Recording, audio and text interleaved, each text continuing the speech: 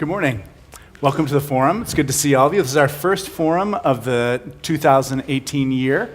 We got some really exciting guests both today and coming up. Next week, Alan Jones will be here with David Fursch. I'm talking about convergence, but today we're very, very excited to have Sidney, Chen, and Katie Nelson here. They are working on a project called Pathway of Miracles.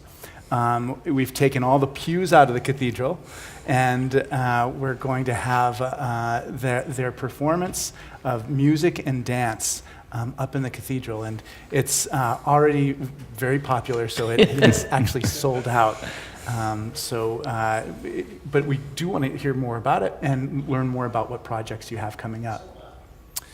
So actually, I think you can still get a ticket for February 8th. It's a preview. Oh, great. But Rebecca will help us in terms of knowing that. But Katie Nelson joined the ODC Dance Company in 1976 and is co-director with Brenda Way. Among her many works, she choreographed and directed the company's first full-length family ballet, The Velveteen Rabbit, which has since been performed annually in the Bay Area since 1986. And Sidney Chen has worked extensively with Meredith Monk. He is the co-founder of the M6, a New York-based vocal sextet. He has performed with Volti since 2000 and also serves as the group's artistic advisor. So please join me in welcoming Katie Nelson and Sidney Chen. Thank you. Thank you. So we were talking a little bit about children out there, and we were talking about like how do you know when to start and when to stop. And I was wondering what your first memories of dance and singing are as children. What do you remember about it when you were kids? I remember dancing in my living room, put the music on. It was a record player, and And I would do that alone. I had 3 brothers and sisters, but they didn't do that. I just did that alone, and my mom just let me do it, and I would spend hours doing that. I have distinct memories of moving, and I don't know what it is about that feeling of spinning and turning and jumping, but I sure liked it. Our 2 children, when they were small, they loved weddings because weddings were a public place you could dance. Yes. And they just, that was their favorite thing, was Yes. just being at those weddings. Well, I also think the other thing about weddings, which was unlike being in my living room alone dancing, is its community. Yes, Yeah. yes. So. Yeah. I have this, there's a photo of me when I was maybe about 4 years old, sitting at a tiny toy piano, which I do still remember, and it looked like a baby grand, so they had a bench and banging away at it. So I have that memory of just making sound on things, but an even clearer memory is being sitting in front of the stereo when I was a kid with a cassette recorder, just listening for songs to come on that I wanted to keep, and I would save them, and I would sing harmony with them. Oh, wow. I cared more about the harmony than the words. Wow. So those are my first memory really of singing is with the radio, but finding other ways to fit into the song than just the melody line. Right, that's beautiful. I mean, some of my early memories of singing in churches, and I think people were better singers then. There was the harmonies that people were singing were so much, and I figured, I really did equate that with adulthood, that as an adult you would learn how to sing the harmonies, and that's what adults would do. Oh, that's interesting. Yeah, and now I notice the difference. It's just it doesn't sound the same as it did when I was a child. We don't sing regularly. Yeah, we don't. We just don't. We don't. We farm it out to other people. Yeah. We let other people sing for us. You know, I mean, that's so interesting. You're completely right. I mean, we don't make our own music, and it makes us passive consumers of it rather than participants. And that's part of what church is about. It's just like, how do we increase people's participation? How do we, people who don't feel confident singing, how do we create a space for them so that they can sing? But it is, I wonder if you think of ways to try to help people who maybe not be professionals, but to help them to be able to participate in these arts. Go you ahead. First. Because we're talking music, then I'll go back to dance. I think that it's there's a joy to just the vibration of the body when you're singing.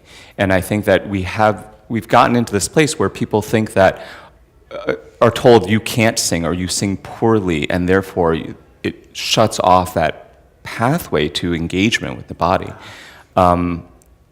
So all we can do, not all we can do, but one of the things is simply to encourage everybody to have a sensation in their body that any vibration of the body is good. And you don't have to be on pitch. It's simply training a muscle skill, really. And if you have a trained singer next to an untrained singer, then just encouraging pitch matching, encouraging vowel matching, just opening up the ears a little bit to allow people to connect with another person in a way that they're not accustomed to. It's a physical way that doesn't involve touch, but involves vibration. Those are sort of, that's really the way to open that channel. We're breathing in the same way. We're singing on the same pitch or trying to sing on the same pitch. I never realized just how connected we all are when we do that. And there is a magical element to it. Where it's not, it's something, it's sometimes, we're just going to even song, I'm supposed to sing the thing. Right. And I have to say, stop thinking about this. Just do what feels like the natural thing, and it's right. Right. It's almost like we've learned it in some kind of subconscious way. So I think I've never really thought about this in the vocal sense, but we all have a voice, right? Yeah. And how we use it and how we feel about it. Like some of us are afraid of our voice, some speaking out, or so we all have our own personal relationship to our voice. And I also think I've always thought that about our bodies, and I would say both in recent history, our relationship to our voice and to our bodies has gotten very changed. Yes. Partly because of technology. We text, we don't talk. We blog, we don't talk. We get on treadmills and elliptors and bicycles, but we don't run down hills and roll down hills like kids. Right. In the grass. So it's gotten more limited about how we experience this medium. Yeah. So I think we share that. The thing that I try to do with what I'd say non-professional dancers is tap into whatever physicality is comfortable for them. For some of them it is walking. For some of them will be gestural. For some of them it'll be like playing sports. But I do think, so at ODC one of the things we do is we do problem solving. I'll go into communities. I was just in Canada yesterday teaching a master class, and we talked about what everyday human movement was versus dance movement, and they just made up different kinds, and they could feel the difference about what it was to do this as opposed to that, right? And, which one do you like better? Just try to develop a relationship to their body. And the thing that is true, I think, both about singing and about dancing is it develops a relationship with yourself, with your voice. You learn it. You have this, I consider it a best friend, but also it's usually practiced within a group, so you get the community. And that's why I find it so invaluable, are those two things. The sort of sense of self, it helps you develop an awareness of yourself, and it builds community. Yeah, it's funny. I mean, it's so great that the two of you are both here, because this is a special opportunity, because we could just have it be dance or just singing. Right. But in some ways, I mean, just the Western Christian tradition has valued singing so highly and has developed that skill to such a great extent. And I just think of Martin Luther. Really, I mean, he just felt like things should be heard, like almost like distrust anything that you can see. Like visual images can deceive you, but the heard thing is what is so important. And yet dance is something that's almost like a whole step beyond that. And yet I do think dance is like we have, just in the same way you're talking about that primal relationship we have with our bodies and with one another through singing. I think we have the same thing through dance too. We do. I mean, I think singing, it's vibration, right? Yeah. Movement, it's energy. It's the wave. Yeah, yes. But with dance, the other interesting thing that's added is touch. and that Yes. physical connection with another person. There's an interesting difference between musicians where there have been many environments where I've been in where there's been a group of musicians and a group of dancers.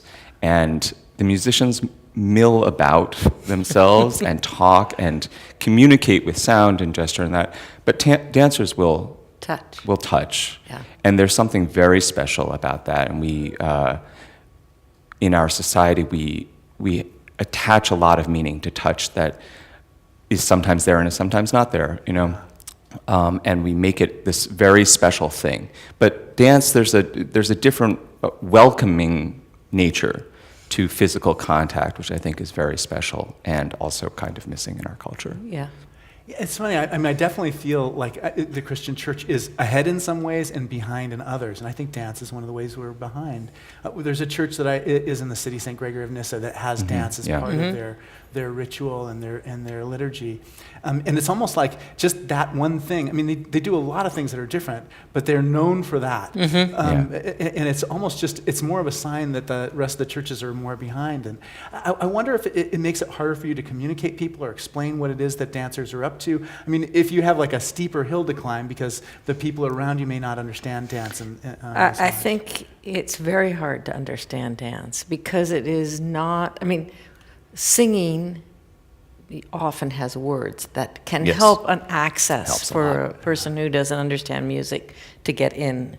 But, you know, we sort of function on this emotional, I would say sort of spiritual, physical realm, not a narrative realm particularly, although there's plenty narration in touch, but it can mean so many different things to somebody.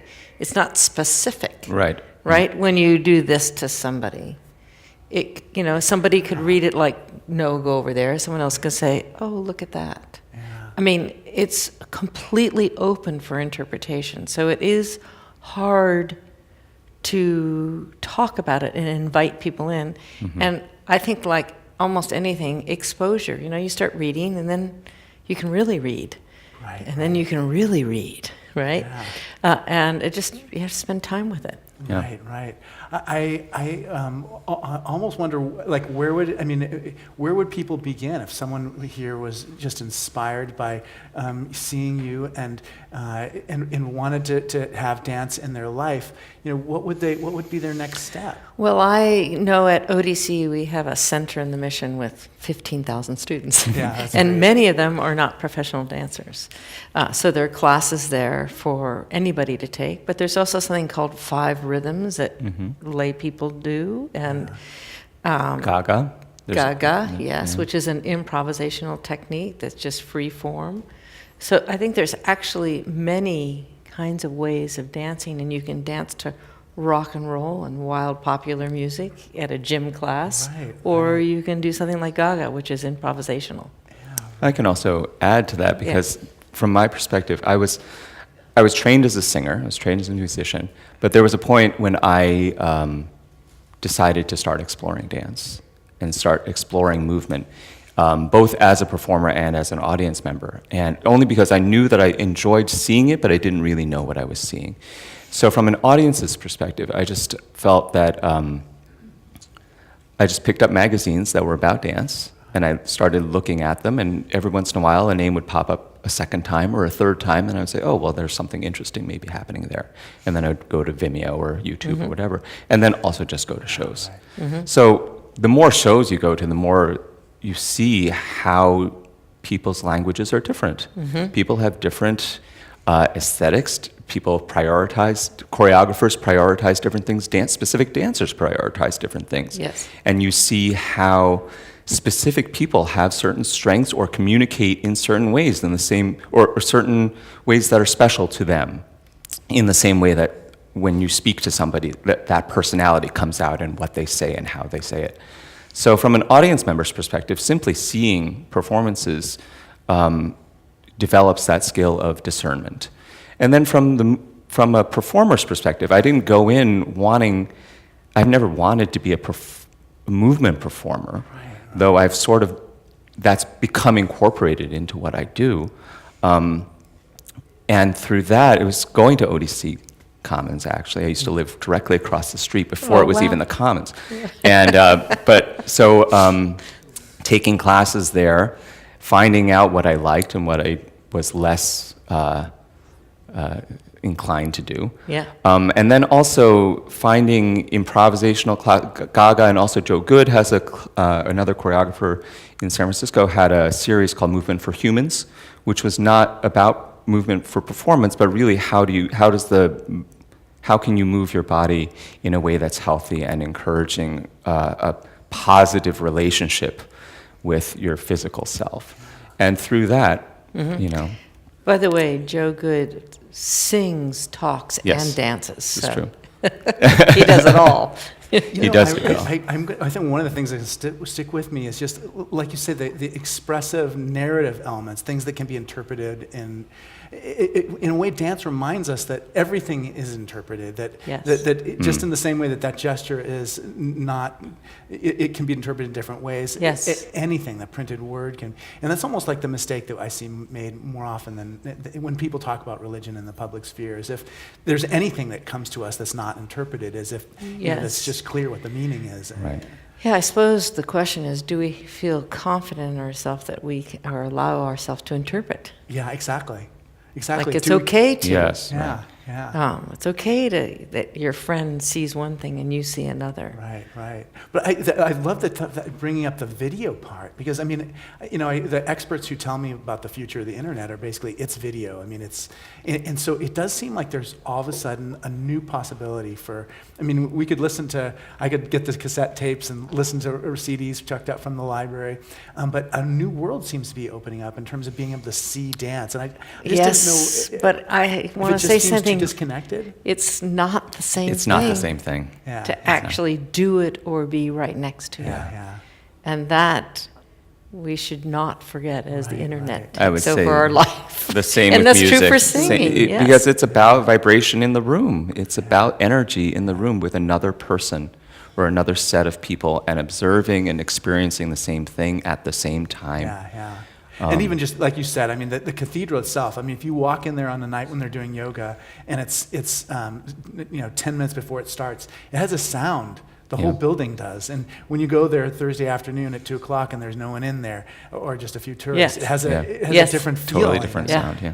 Yeah, I wonder how that's been just working in the cathedral has been for the two of you, and what you're excited about. Actually, maybe what we should do is first to start by maybe you could tell us a little bit about ODC and Volti and Okay. and how. So why don't we hear about ODC first, just how it came into being, Okay. and then So ODC was founded by Brenda Way, my partner at ODC. She was a professor at Oberlin College, ODC, Oberlin Dance. It used to be Collective, and then it turned into Oberlin Dance Company, and now it's called ODC. And we have always been a group that has done a lot of different things besides dance and make dances. We had a journal at some point and wrote about dance. We've always taught dance class, but we've also taught composition. We've always presented other artists. So we've always created a world around us, not just about doing our thing. And partly because the context is rich. It feeds you, and it doesn't get you so self-centered. That's personally the good thing about it. So that has been going on for 40-something years. We moved here in 1976 when I became officially part of it, although I was at school at Oberlin. And we bought a building in the Mission in 1979, right? And then we bought another one in early 2000s time, I can't remember. And so we have now a rather big campus. We have 2 theaters, 7 studios, and we have a cafe and a Pilates center and a wellness clinic, and we partner with a thing called Rhythm and Motion, which is a wonderful organization that does all kinds of dance for all kinds of people. So, and should I go on about the piece, or should we hear about Volti? let's hear Volti and then Peace. Okay. I'll tell you a little bit about Volti. Volti was started 39 years ago by a conductor named Robert Geary, who's still our artistic director. And it started out as the San Francisco Chamber Singers. It's a small group of, at that time, I think it was 24, and then it went to 20. And then we And it started out doing Bach and Britten and more traditional repertoire. And then I would say about 15 years ago, the group realized that its identity had changed, and really what it does now is contemporary music. We explore working with living composers to write for the choral medium, for small choruses, small professional chorus. And we are looking for people who can expand the idea of what a chorus can do. We're very used to, in the Western classical tradition, choruses giving us beautiful major chords that ring in cathedrals. Yeah, and the chorus does that exceptionally well, in fact. But the instrument can also do other things, and so it's interesting to us to look into what other things can a group of professional singers do, a small group, a chamber group. So now we've become a more flexible ensemble in terms of size. Sometimes it gets to a festival chorus size of 30 or 40. Sometimes it goes all the way down to 6. For this particular piece, we're doing 17. It's a piece for 17 solo voices, and we can talk about that a little bit, how that's different from just a chorus of 17. But there's a difference in quality of individuality of vocal production, and the sound is quite different when it's 17 solo voices. Yeah, oh, that's great. And then maybe you can talk a little bit about the work itself. So I have two friends who run Opera Parallel, Nicole Penniman and Brian Staffenbiel, and they wanted to do something with me, and they said, listen to Joby Talbot. He's a British composer, and I listened to a lot of his music, but I love this piece of music called Path of Miracles, which was about the Camino Santiago. Right. And it was all a cappella and 17 voices, one conductor, and actually one set of bells, right? Right. Is there a special name for those bells? There are. We end up using two different types of bells, but in the beginning they're crotales, which are these very, very bright, almost screaming, strident, tiny, tiny cymbals. And then at the end, they switch to chimes or temple bells, which are a much softer tone. So anyway, I thought to better understand this music, I should take the Camino. Wow. Which is pretty amazing that I thought that. That is. Wow. Such research. And so I did, which I don't think I would have choreographed to the piece of music if I hadn't, because I needed my own way of walking into this, because I don't have a strong religious background. Yeah. And so I found a sort of more humanitarian way into this work. Yeah. And one of the things that I really wanted in this production is I wanted the audience to be close to the vibration of the singing, to be close to the physicality of the dancers, because one of the things I really felt on the Camino was such great intimacy with other people. That there was a kind of kindness and a feeling of being held that I thought was extremely special, because I didn't know any of these people in any regard, right? And so that, and if I was, I had an experience in Santander where I went into a very, very old cathedral, and there was a man praying in a language and it felt very extreme and intense, and there were two ladies somewhere else just chatting away, da, da, da, da, da, da. And I thought, this is their home. Right, right. Yeah. This is where they feel comfortable to do whatever they need to do, and I was quite moved by that. Yeah. So. Yeah, that's amazing. That's amazing. And how has it been to work together on this? I mean, I just don't know what the challenges are, or, Sure. you know. Okay, it's been a blast. Oh, good, I'm glad. It's been super fun. And I think it has something to do with values. Yeah. And Yes. I want to say that's also true about Grace, is that, you know, it's been welcoming at every moment. The fact that this is huge to me. Yeah. I mean, it's a beautiful building. It has an amazing history, but the people here have been welcoming. Yeah. And Volti, I think we really had a fun time. Yes. The allowance to experiment, the willingness to experiment we ODC dancers lift these singers, touch them, they touch us. Wow. Anyway, so I feel like there was some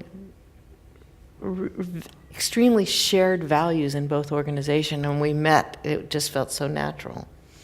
I think that there's also a special thing about having these wonderfully strong dancers work with many different types of bodies that they are not used to working with. Exactly. And I think that that's a fantastic thing. So Volti is a group of 17 with people ranging from mid-20s to mid-60s, all different sizes, heights, shapes. It's we're singers, you know, and choral singers also. So rather than opera singers, so it's a interesting group of people, kind of brainy, maybe not used to moving so much, but the dancers have made, and KT have made this very welcoming environment where people are allowed to move and allowed to enjoy their movement and their connection with physical connection with other people. And that's a very special thing that we are grateful for, because that environment is not a given. Yes. Yeah.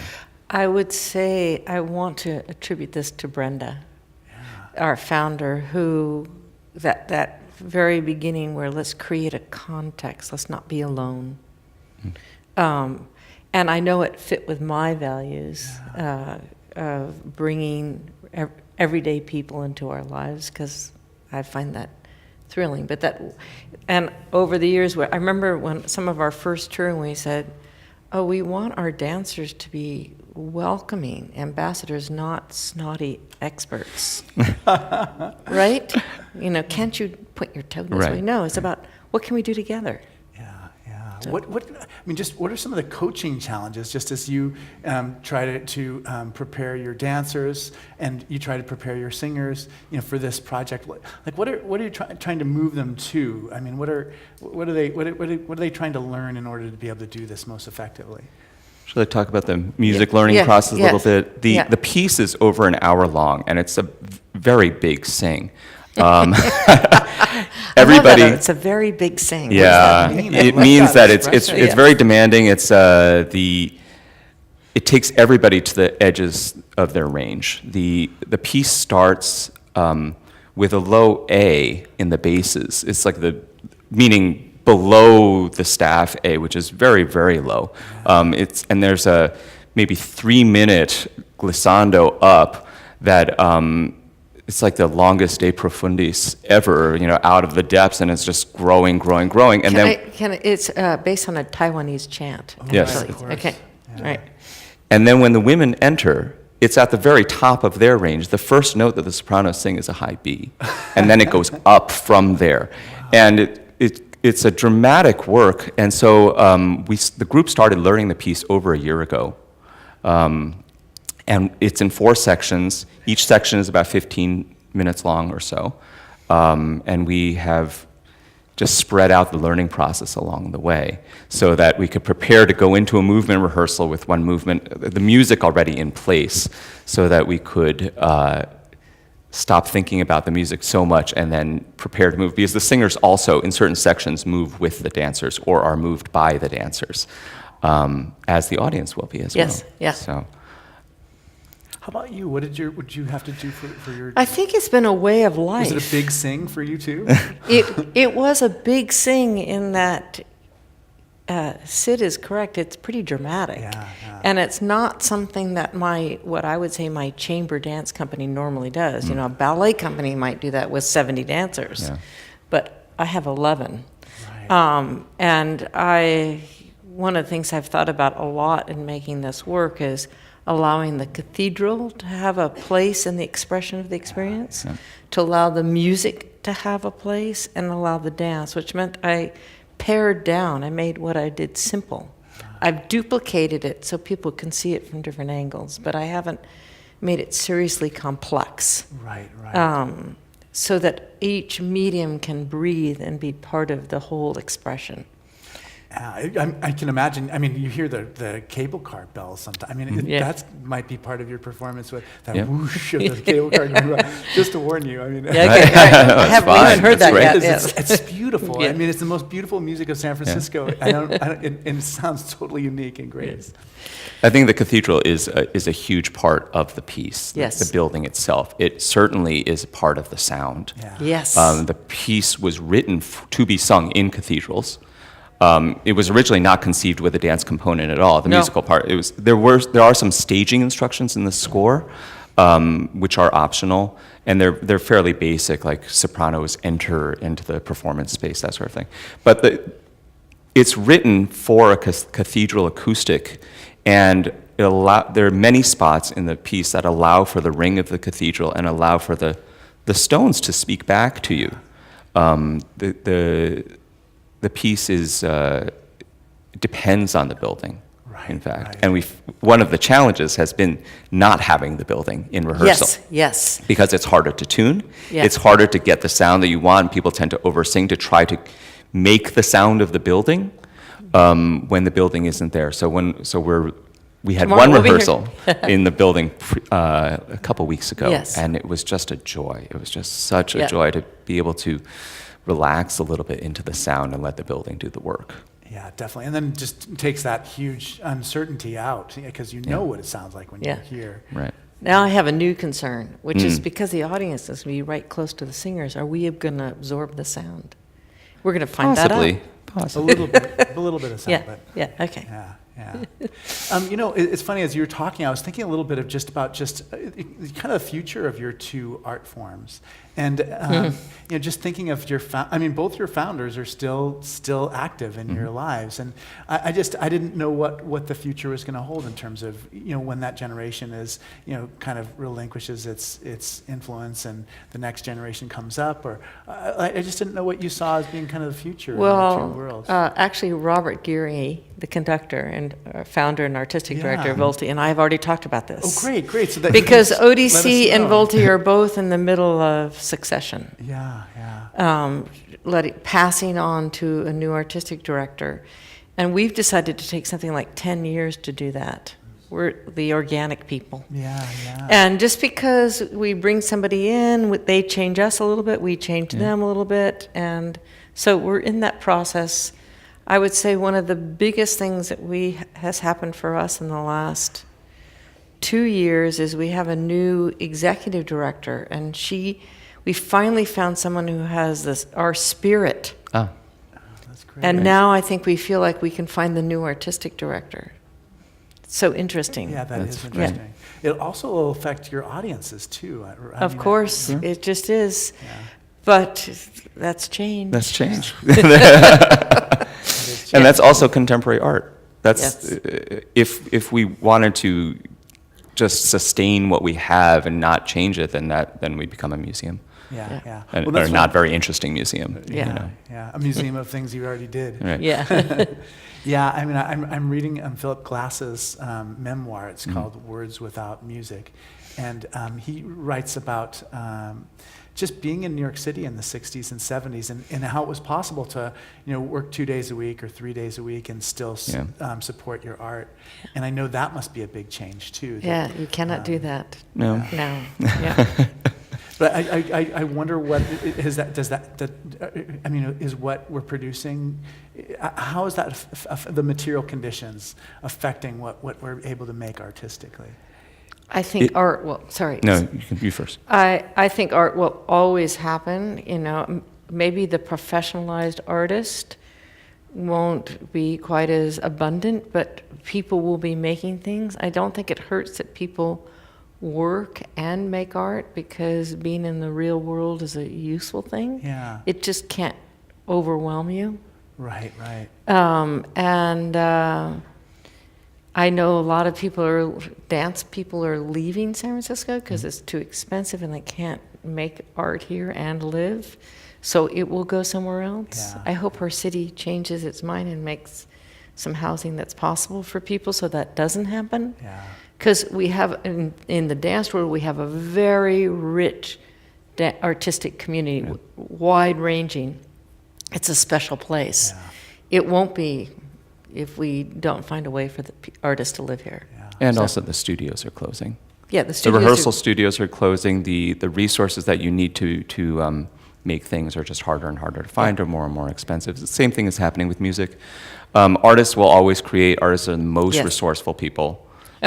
It's astonishing the things that people can create when they are determined to create something. But that said, you also know where you can go to make things a little bit easier for Yes, yourself. yes. And so maybe it won't happen in San Francisco, which makes me sad. Me too, yeah.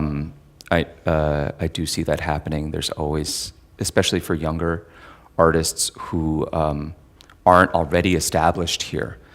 Those of us who are a little bit older and have been here for a few decades have gotten a living situation that's stable.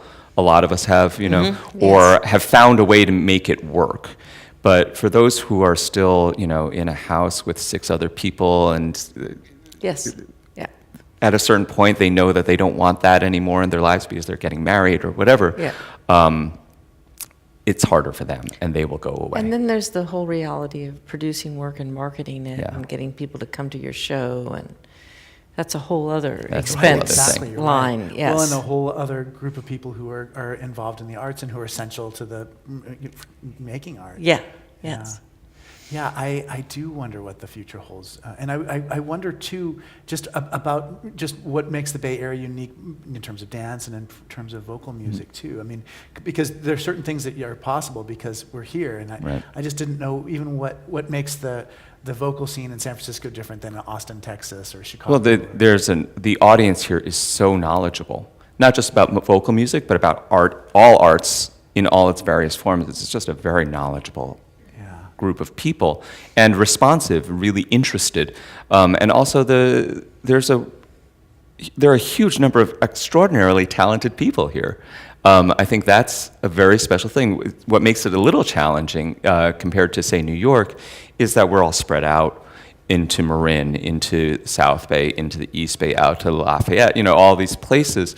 And it's hard to get people together, whereas in New York it's a little bit easier because you get everybody in Manhattan and Brooklyn and Queens, and they just take a few subways and they're And you there. have good subways. Yeah, exactly. Well, they're having problems too, but Yeah.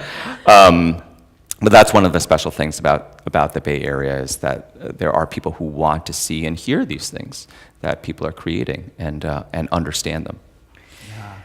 And I would say the other thing about the Bay Area, knowing that you have a Hawaiian wife, is there's a wonderful convergence of different kinds of culture and community here that have definitely fed and expanded our cultural expression and influenced us. And I find that extremely valuable. I would say, I would call it the traditional arts. Mm-hmm. They have a really deep understanding of community around their artistic expression, whether it's hula or flamenco or African dance. And it's something actually coming from sort of the Western tradition I can learn from. Yeah. Right, that's true.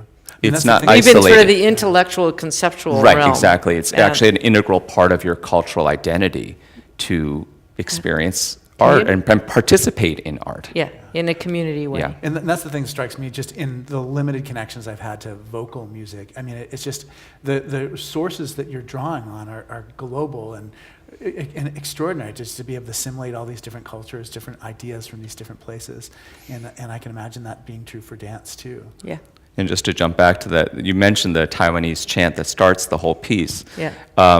The composer, Joby Talbot, talks about when he was a teenager and listening to the BBC and listening to a world music program. He was just lying in bed and he heard this sound that was unbelievable. And he couldn't understand what it was. And what it is there's a group called there's a tribe in Taiwan called the Bunun tribe. And they have, I think it's a millet pounding or millet festival chant or community participatory activity where they sing. All the men gather in a circle, and they sing these overtones, and they they start at a very low pitch and then gradually move to an open fifth, and it's over a long period of time, and there are all these different voices, individuals who are working together in a circle as a community, singing to reach this this very fundamental interval to celebrate the spring. So that's so which is sort of I think the metaphor for making art. Right. I mean, yes, to find self and group. Yes, exactly. And the timing too. It happens in time.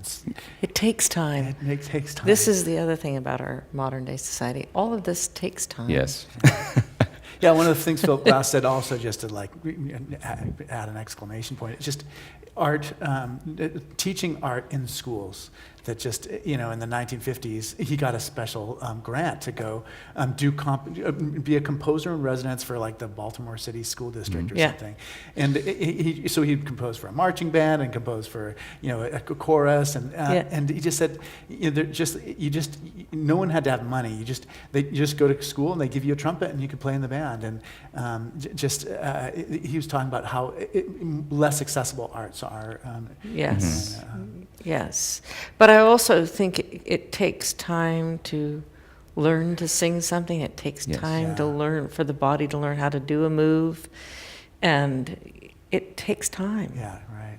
I was just reading that there's that famous Martha Graham essay where she refers to the dancers as the athletes of God. Yeah.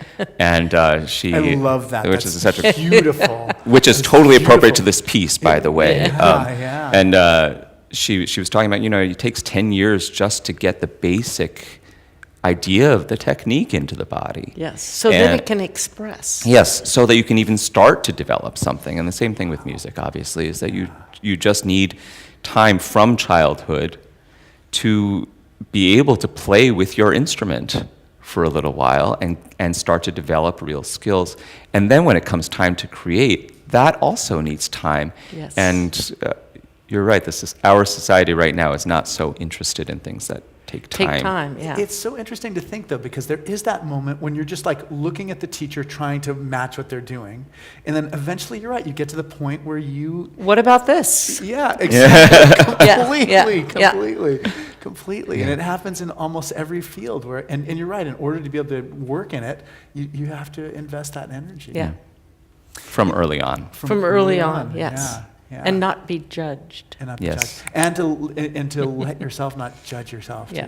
Yeah. Where it's still play. Yeah. That's the part of it that is hard to get at when you're an adult coming into it, is to allow for play and the lack of judgment. When you're starting, I have a friend who started at playing the cello at age, 57 or something like that, and he had to get to the place where it was joyful to make bad sounds. Right, Yes. Because it's going to be bad. It's going to be bad for a long time. And he just had to not just come to terms with it, but say, all right, this is fun, actually, to play with that. Making mistakes, exactly. Every year, the Cathedral chooses a theme, and our theme for this year is truth. Uh-huh. And all week I've just been thinking about this, just like what are the truths that motivate you in your work? I mean, what is the truth that gets you up in the morning and gets you to work on these great projects? I think that there's something very particular to chamber music, where you have individual people expressing their individual selves, and you all have to get together and make something work. And you are still yourself, and you are not anonymous. You still have your voice, and you have your idea of how something needs to tune, and somebody else has a different idea of how that needs to tune, or somebody has one idea of what vowel to use on this or how to cut this off, but you all have to come to consensus, because a successful execution of the work requires on everybody coming to an agreement. So that is a truth of just living with people. It's like the democracy of art. Well, and I want to say, a very good image for the present. Yeah, exactly what I was thinking. Exactly what I was thinking. Because, how are we going to get through these How are we going times? to get through this for real? Yeah. And I think we're not going to get through them alone. Right, Yeah. right. With our own view of what is true. Yeah, completely. And you can't just say, don't listen to the news, don't pay attention to the FBI. Yeah, They're yeah. all wrong. I'm the one that has the... Yeah. Yeah, it is. It's a strange situation we find ourselves in. Yeah. Yeah. How about you? What is your... Well, your truth? because Sid was just talking about play, I feel so grateful to my early childhood, which was, I was allowed to play, really free. Yeah. And I do think about, I remember, my son is now 33, but I remember raising him and everybody's like, oh, we got to get you in this class, that class. And I'm like, where's the free time? So, I was thinking it's important that people get to play. And then I thought, oh, Sid has got the next level, which is to play together. Right. Wow, that's great. That's great. So I think it's really important. And to love the bad sound, Yeah. or we can't call it bad, that other sound, right? That's one Yeah. way of looking at it. I mean, from my perspective, it just as a surfer, I see people beginning, Yeah. and there's surf conditions that are terrible for a good surfer, but might be really good for beginners. Yes. And so what it is and sometimes what it's about is it's not even the activity itself. I mean, I saw the first 2 pelicans that I've seen in the season, like last time I went out, Yeah. and that's the thing I remember. So it's not just judging what it's about. It's not about necessarily making those Right. notes and having them exactly right on the cello. And there may be something different to it. Enjoying just that part of that you have to learn right now. Yeah. Yeah, it's interesting. I did wonder. That was one of my questions. Was just in this political time, how that affected your art and how that affects kind of what your projects are. Well, I think it deeply affects that you try to figure out what is the right way to go Yeah. about this. Yeah. I mean, I have done a whole series on the environment. Rebecca's Right, coming up here. I feel like exactly. something is... Well, thank you. Let me interrupt you just Yeah. quickly. One of our traditions is we write questions on note cards. So if you have a question for any of our guests, Rebecca will collect them. So I have been thinking about a lot, like what can I do with right. dance? And I've recently, and one of the things I feel, I want to say proud about this project is I've thought a lot about rhetoric. I've thought a lot about policy. Yeah. I've thought a lot about justice. What can I do in my art form? Can I get to that sort of more overt level of exchange and community? I think how we treat each other one-on-one together is political, is Yes. social, has certain values, and that both are important. We fight for certain kind of policies, the carrying through those policies, but also what we do individually. And one of the things that I felt the Camino taught me is really listen and be there and be kind to the person right in front of you. Right. And there is something to be learned there and something to practice there. Yeah. So I feel like we have to operate on these 2 levels. And this piece, both working with Volti, working with my dancers, working with the music, working with Rebecca, working with Grace, is about, listening. What do you need? What do you need? Okay. So I think that is what I'm offering in this moment in time. I think the word practice that you used is very useful. You do need to practice empathy. You do need to Yes. practice trust with other people. You do need to practice giving somebody your weight, Yes. or trusting that somebody will be there to receive the sound that you're giving. That there's constant negotiation when you're singing with a group of people, especially with a cappella music, that you have to trust that the sound that you're giving out is going to match the sound that somebody else is giving out, because you know that your bodies are going to vibrate the right way at the right time. And the dancers have the same thing with Yes. catches and Yeah. all sorts of weight transfer. And the dancers are also taking on the singer's weight, and there's a certain amount of trust that we have to learn just to give weight to another Yeah. person. And those things, I do believe that those skills translate into how you relate to other people out on the street. they also, watching it is a model. That's true. Right. Yes. Yeah, depending on each other. I mean, Yeah. yes. And Yes. this, instead of the dream being just like being so completely in charge and in control of everything that you don't. Right. I just want to say one thing. I Yeah. do think that my art form, or like a Western tradition, has been up till now about the mastery of a particular individual. Yeah. And I think it's over. Yeah. I think we're now want to look at something else. Yeah. Mm-hmm. Oh, that's And for all of us to see something else about our capacity as human beings. Not what individually we can achieve masterfully, but what can we achieve together. right. Yeah. Okay, so here are a few questions. All right. In dance, what can you do about post-traumatic stress syndrome? Well, I do know that there are people that actually know what to do here.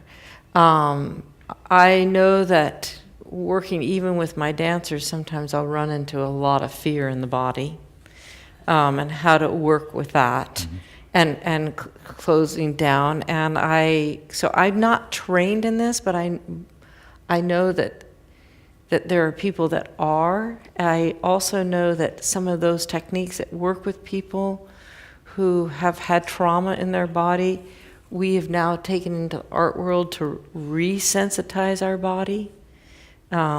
Because in training, sometimes you're traumatized.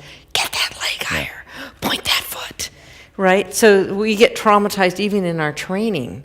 So I would say really it's the day-to-day practice of working with another human being, learning how to get trusted to be lifted, learning how to be trusted to trust yourself to lift somebody else, and let someone hold your body, let someone push your body. That doesn't mean anger, but that it's actually fun. Right. So there's a kind of repatterning of whatever is going on that you can allow yourself to be fully in it and experience it differently.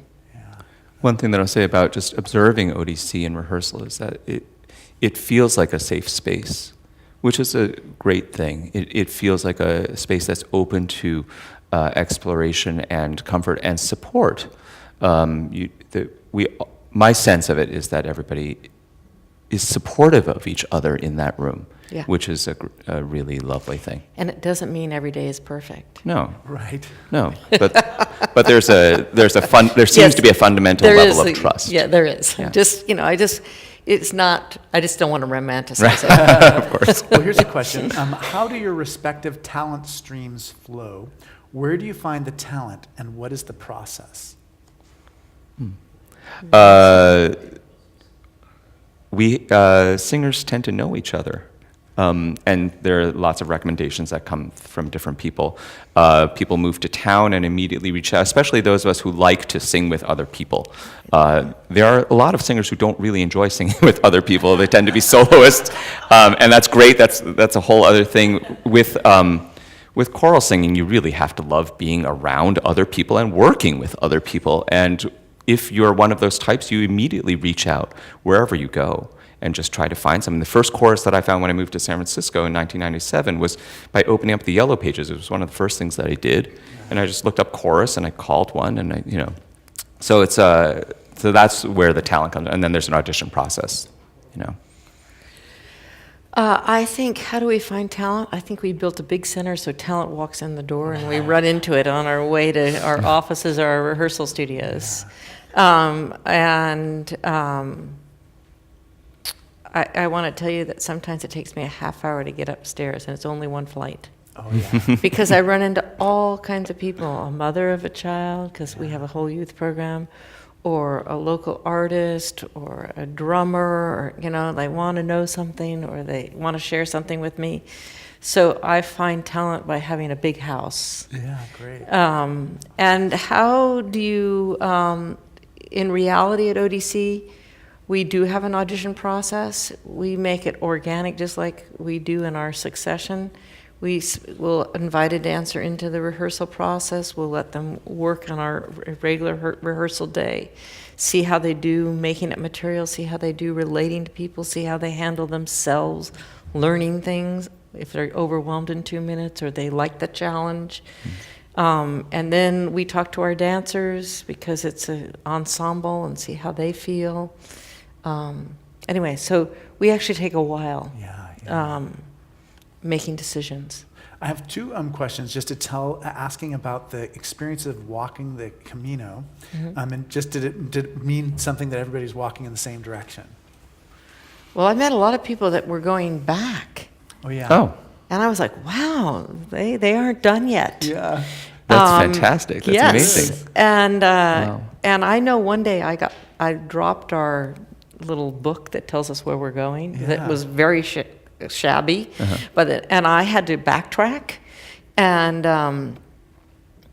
I got lost backtracking because the signs are all for the facing forward. the other way. Right. So when I saw these people walking back, I thought, wow. You have a lot of confidence, but you get into the groove, Yeah. just like in making art or playing a game, or So, but what was the question? Because The question is, please tell us about your experiences walking the Camino, how they affected your work. Your new work. well, I went with my husband, which a lot of people do it alone. I went to try to understand a piece of music which is different than a lot of other people who usually go because something difficult has confronted them in life, whether it's a death of somebody or a loss of some kind. And I think one of the most amazing things was to watch everything that happened to my husband, which, if there were miracles on the way, they happened to him. And I got to observe it, which I thought was interesting. And everything was small that happened to him, but he met a relative. Wow. But he didn't even know he had, who happens to live in San Francisco. And it was through his father's side of the family who had, his father was bad, and everybody sort of got rid of him in their memories and everything. So he didn't know that side of his family. Wow. He thought he was Welsh, he was German. I mean, all sorts of things. That was interesting. And also, my husband was the early part of ODC. He was a dancer, and then he was a photographer and graphic designer. And we met a man on the side of a hill in Spain who was German, who spoke all these amazing languages. He was a journalist, and he was also a filmmaker. And he had just finished this film on a gentleman by the name of Steve Paxton, who was an early... he founded something called Contact Improvisation, which was a huge influence in dance in America, in particular from the 60s through the 20th century. And my husband Doug was in the first Steve Paxton piece. Really? Wow. So this German is like, wait a minute, no, I'm talking about this piece called Magnesium. Doug says, yeah, I was in it. And this guy was like, oh my God, That's oh my crazy. God. So he became our best friend for many weeks. So that kind of stuff. And again, I felt like what was happening is that light was being shined on my husband's life. That And you were there as a witness. And I was there as a witness. And he is a guy that serves everybody. So that in his life, he builds people's homes, he helps them. And so it was so interesting to watch that. Yeah. So that's what I sort of got out of it. Have you ever had a similar experience of doing something that influenced your art that was maybe been like the Camino? The thing that comes to mind is that I have a daily yoga practice, which I've had for about 6 years, and I practice in a certain lineage where I have one specific teacher in San Francisco, and she has one specific teacher in India. And she's gone back to India to study there for months at a time for the past 20 years, something like that, each year. And so I went a couple years ago to spend a month studying with her teacher in India. And that process of pilgrimage is interesting because it's not quite the same thing, because it was one very, very long journey in a 40-hour period of time, and then I stayed in one place. But that process of going somewhere to experience something that will allow for transformation, allow for insight, to step away from your home environment and be displaced so that you can explore your internal landscape a little bit, What did and then you come learn back. from that teacher? Oh, it's hard to say. I learned a lot of things. Let me rephrase. I realized I had a lot more questions than I thought that I had. Yeah. I went in with a lot of answers that I thought would be proven, and they were not there. They were not true. So the whole sense of why do I do what I do was brought into question. Yeah. And those are questions that I'm still working out. And The Philip Glass book has, I mean, you got to read it too. So Yeah. Philip Glass for you, the dance book for you. Yeah. But he goes to India and has a daily yoga practice for his whole life. You may still be figuring that out. You may, this afternoon, the light bulb might come on and you're like, knows? oh yeah. I think the light bulb was only momentarily on was because on there's dim. always a need. Well, I think this is the other thing. There's not this Yeah, one moment. right. Right. Right. But there are things, if you say, tell me what you thought about seminary. Yes, yes. Yeah, Yeah. sure. By the way, when Phil Glass went to India, it radically changed his music. Yeah. That was the beginning of his voice. His breakthrough, exactly. Yeah. His voice, exactly. Yeah. And he Yeah. said the same thing that you both said, which was that he wasn't a capable composer, and he had to learn the skills, and then he had to get to that point before he could really express. Yeah. Yeah. Takes an time. artist. It takes time. Takes time. Don't rush it. Yeah. All right. Well, I have to preach sermon today. Okay. And so I guess my business friends say we have a hard stop. Yes, yeah. But it's been such a pleasure having you, and I look forward to just following your futures too. Yeah. I have a feeling this is just the beginning of something, I hope so. not Yeah. just the end. I do yoga too, so that's interesting. Yeah, I do too. Okay. I do too. Yeah, yoga really changed. It was the first time, as I can tell you what my yoga story is. As someone getting older, it was amazing to get better at something. Do you know what I mean? It's not like you're losing capabilities; you're Right. gaining. Anyway. Yes, I'm with you on that. Yeah. A place you can practice. Exactly. So as I mentioned at the beginning, next week, Alan Jones will be interviewing Rob First, who's going to be talking about convergence. It should be very interesting. Basically, it's a whole organization that is designed to get people who have radically divergent views and getting them to work together. So it's very timely and very Yes. appropriate. The service begins at 11 o'clock. You're welcome to join us. And if you can make a gift, it definitely will help support our programs here. And we're so grateful to you, KT, and Thank to you, you. Sid. Thank you so much. It was, Thank you. Thank it was you. such Thank a you for rich having us here. conversation. Yeah. Thank you so Yeah. much. Great pleasure. Thank Okay. you. Thank you.